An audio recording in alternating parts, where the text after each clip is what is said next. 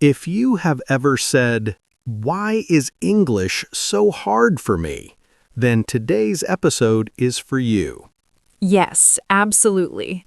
If English sometimes makes you feel tired, confused, or even a little embarrassed, please stay with us today. Hello, everyone, and welcome back to Daily English Loop. I'm Alex. And I'm Lisa. I'm very happy to be with you again.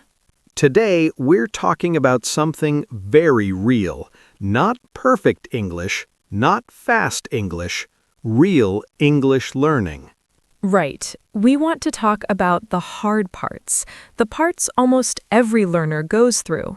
Because sometimes people think, maybe I'm bad at English, maybe I'm too slow, maybe I'm the only one struggling. But that is just not true. If you struggle, you are normal. You are learning. Exactly. Learning a language is messy sometimes. It can be fun, but it can also feel uncomfortable. And that's okay. Today, we want to tell you something simple. If English feels hard, it does not mean you are failing. It means you are doing something challenging. I love that. And we'll also share practical tips that can actually help. Yes, real tips, easy tips, nothing too complicated. So let's begin with a problem many learners know very well: listening. Oh, yes, the famous moment when someone speaks English and your brain says, "Wait, what just happened?" I know that feeling. When I first started using English more often, people sounded so fast to me. Same here. Not just fast, sometimes the words seemed to melt together. Exactly. I knew the words when I saw them in a book, but when people spoke, it felt different. That happens a lot. On paper, the sentence looks clear. In real life, it sounds like one long sound. I remember once I was trying to listen to a podcast while making coffee in the morning. I thought, this should be easy. I'm relaxed, I have my coffee, I'm ready. That sounds like a nice learning moment. It should have been, but after 2 minutes I realized I only understood maybe 5 words. Oh no! Yes, I heard morning, train, weekend, friend, and later. That was it. The rest disappeared into the air. I've had that exact experience. I once listened to a short interview while making tea, and I thought I was doing great. Then I asked myself, so what was the interview about? And I had no answer. That's such a common experience. You catch words, but you miss the message. So what helped you? First, I stopped choosing material that was too hard. That was a big change. That is such a good point. Many learners start with content that is interesting but not level appropriate. Right. Interest matters, but if the level is too high, you just get frustrated. So what did you switch to? I started with very short audio, not long interviews, not fast movies, just short stories, slow conversations, and short lesson clips. That makes sense. Small pieces are easier to handle. Yes, and I listened more than once. The first time for the general idea, the second time for details, the third time with subtitles. That's a great method. A lot of people think they should understand everything on the first try. But that's not realistic. Not at all. Repetition is not failure. Repetition is training. Exactly. And subtitles helped me a lot, especially English subtitles. Same here. First, I could connect the sound with the written word, then my brain slowly got used to natural rhythm. Also, I learned to pause. There is no rule that says you must listen like it's a live exam. Yes, pause, repeat, slow it down if you need to. Listening improves when you give your brain time to notice patterns. I also recommend listening to the same speaker for a while. The same voice can feel easier over time. That's smart. Your ears start to recognize the speaker's style. Exactly.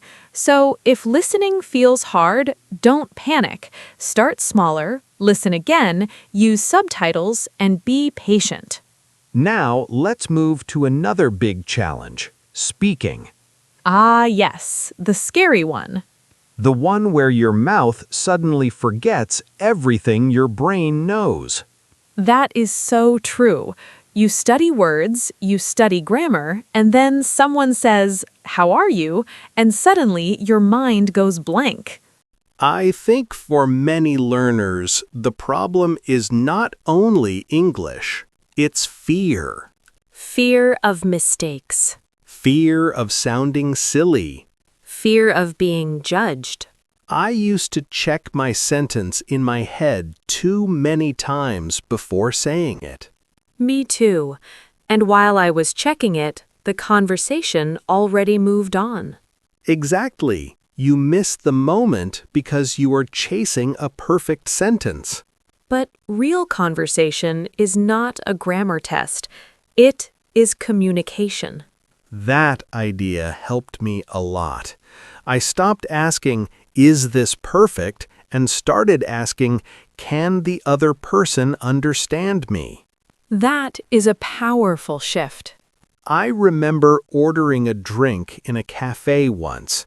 I wanted to say something very simple, but I got nervous and made the sentence much more difficult in my head.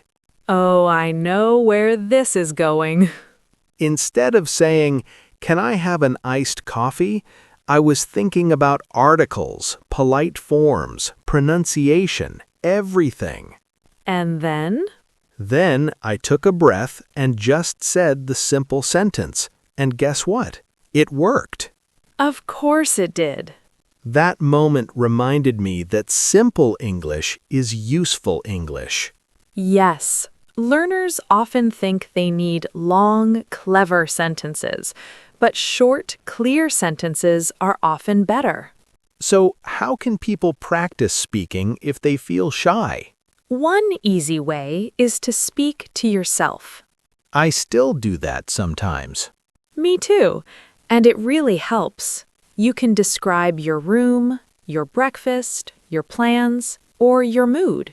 Like, "I'm making toast. The kitchen is cold today. I need more coffee." Exactly. It sounds funny at first, but it builds speaking habits. Another helpful idea is voice recording. Yes, use your phone. Talk for 1 minute about your day. Then listen back without being too critical. Right. Don't listen just to find mistakes. Listen to notice progress too. That's important. If you only look for problems, you forget how much you are improving. Also, online speaking partners can help a lot. Definitely. You do not need a big group or a formal class. Even one partner can make a difference. And remember, when you speak, silence is okay. You can pause and think. Native speakers do that too. All the time. Now let's talk about vocabulary, because many learners say, "I learn new words and then I forget them the next day." Yes, that is one of the most common complaints. I used to write long vocabulary lists. Same. Beautiful lists. Very organized, very colorful. And then, 1 week later, half the words were gone. Exactly, because seeing a word once is not enough. For me, vocabulary started to stick when I used words in real situations. That is the key. Use gives memory power. For example, if I learned the word schedule, I didn't just read it, I said, "My schedule is busy today," or "I need to change my schedule." Yes, put the word inside your own life. Because when the word connects to your world, it becomes more meaningful. I also like learning words in groups, not random groups, but useful groups. Like what? For example, tea words for me: mug, hot water, kettle, lemon, honey, relax. That sounds very Lisa. It is very Lisa. And for you, maybe coffee words. Absolutely. Beans, cup, strong, warm, early, refill. See? That's already a mini vocabulary set. It's easier to remember words that belong together. Flashcards can still help, but only if you review them often and use the words in speaking or writing. I agree. And I think example sentences are better than single-word memorization. Definitely. A word alone is small. A word in a sentence shows how it lives. Also, don't try to learn 50 words in one day. Yes, that sounds productive, but for most people, it does not last. 5 useful words that you truly remember are better than 50 words you forget. Let's move to grammar. The part that makes some learners tired before they even begin. I understand why. Grammar can feel heavy. Especially when you open a grammar book and see many tense names, rules, charts, and exceptions. I think one mistake learners make is trying to control all grammar at once. That is impossible. Yes, you do not need to master everything in 1 week. What helped me most was learning the job of each grammar pattern. I like that. The job. Yes, for example, present simple is often for routines. Past simple is for finished actions. Present continuous is for actions happening now or around now. That approach is much easier than trying to memorize every rule in a cold way. Exactly. Grammar needs meaning. If you know why people use it, you remember it better. Reading also helped me a lot with grammar. Me too. Not because I studied every sentence like a scientist, but because I kept seeing patterns again and again. Yes, your brain starts noticing structure naturally. Short reading passages are great for this. Dialogues, graded readers, simple blog posts, easy news. And when you notice a grammar pattern, ask a simple question. Why did the speaker choose this form? That question can teach you a lot. Another thing I want to say is this. Grammar matters, but grammar perfection is not the first goal in every conversation. Right. If you are always waiting for perfect grammar, you may never start speaking. Learn the basics well. Build slowly. Let grammar support communication, not block it. Beautifully said. Now let's talk about motivation, because learning English is not only about skill, it is also about energy. Yes, some days you feel excited. Other days you do not want to study at all. I've had those days. Me too. On those days, even opening a notebook feels like work. For me, motivation becomes stronger when I remember my reason. Your why. Exactly. My reason was simple. I wanted to talk to more people, travel with more confidence, and enjoy more ideas from the world. That's a strong reason. What about you? Mine was more personal at first. I wanted to understand interviews, songs, and stories without always depending on translations. I love that. And honestly, I also wanted to feel brave. I didn't want English to make me feel small.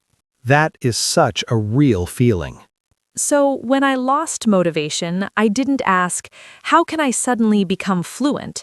I asked, what tiny step can I take today? That's the better question.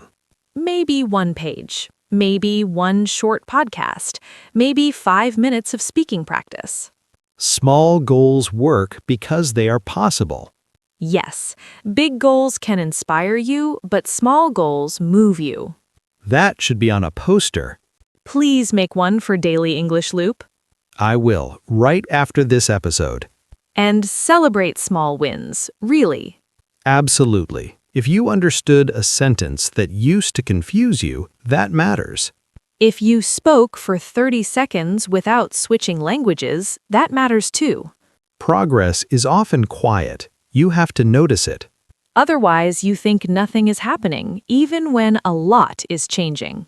Now let's talk about pronunciation. Another big challenge. Yes, because sometimes learners know the word, but they are not sure how it should sound. Or they say one sound, but they hear a different sound. Exactly. I think pronunciation improves when listening and speaking work together. I agree. First, you notice the sound, then you try the sound, then you compare. There were some sounds that felt strange to me in the beginning. My mouth just was not used to them. That is very normal. Your mouth has habits too, not only your brain. Good point. So I started copying short phrases, not only single words. That is smart. Phrases teach rhythm, not just sound. Yes. For example, instead of only practicing want, I practiced I want to as one chunk. That helps so much with natural speech. Online dictionaries with audio are also great. Yes, listen, repeat, listen again, repeat again. And don't be afraid to exaggerate a little when you practice alone. Exactly. Practice is not performance. You are allowed to sound dramatic in private. I also think shadowing is helpful. Yes, that means you listen to a short line and repeat it right away, trying to match the speaker. It trains your ears, your mouth, and your timing. And please remember, having an accent is okay. Very important point. Clear pronunciation matters. A perfect native accent is not the goal for most learners. Communication first, always. Always. Let's talk about something emotional now. Embarrassment. Yes, because sometimes the hardest part of learning English is not the language, it's the feeling. I think many learners feel embarrassed when they make mistakes in front of other people. Of course, nobody enjoys that feeling. But mistakes are not a sign that you should stop. They are a sign that you are trying. I once mixed up two simple words in a conversation and felt silly for the rest of the day. I've done that too, and usually the other person is much less worried than we are. Exactly. We remember our mistakes longer than other people do. That is so true. So, how do we handle embarrassment better? First, change the meaning of mistakes. A mistake is information. It shows you what needs more practice. I like that. Information, not failure. Second, stop comparing yourself to people who are far ahead of you. Yes, comparison can destroy motivation. Someone else's level is not your timeline. Also, most people are kinder than learners expect. Very often, yes. Many people appreciate the effort. And when they correct you, it is often because they want to help, not because they want to judge you. Exactly. So be brave enough to sound imperfect. That sentence alone can help so many learners. I hope so. Now let's talk about time. People often say, I want to improve, but I'm too busy. That is real. Life is full. Work, family, school, errands, messages, everything. Yes, but I think many people imagine study time in only one way. They think it must be 1 full hour at a desk. And if they don't have that hour, they do nothing. Exactly. But English can fit into small spaces. Tiny spaces even. For example, 10 minutes while walking, 5 minutes while waiting for water to boil. a short podcast during a commute, A few new words while riding the bus. changing your phone language to English, Reading one short article before bed. speaking to yourself while cleaning. I actually do that with tea. While I wait, I name things around me in English. Of course you do. I really do. Cup, spoon, steam, warm, quiet. That's honestly a great mini lesson. The point is, English does not always need a special dramatic study session. It can become part of your normal day. And once it becomes part of your routine, it feels less heavy. That's the goal. Not more pressure, better habits. Exactly. Before we finish, I want to talk about patience. Yes, because this may be the most important thing of all. Learning English usually takes longer than people expect, And that can feel discouraging. especially when you work hard but do not see a big change right away. But a lot of growth is invisible at first. Just like exercise, one workout does not change everything, but many small workouts do. I love that comparison. Language learning is similar. Small effort, repeated often, creates change. So if you feel stuck, look back. Yes, look back, not only forward. Can you understand more now than 3 months ago? Can you say more now than before? Can you notice words in songs or videos that you never noticed in the past? Those changes count. Keeping a notebook can help too. Definitely. Write down new words, useful phrases, or little wins.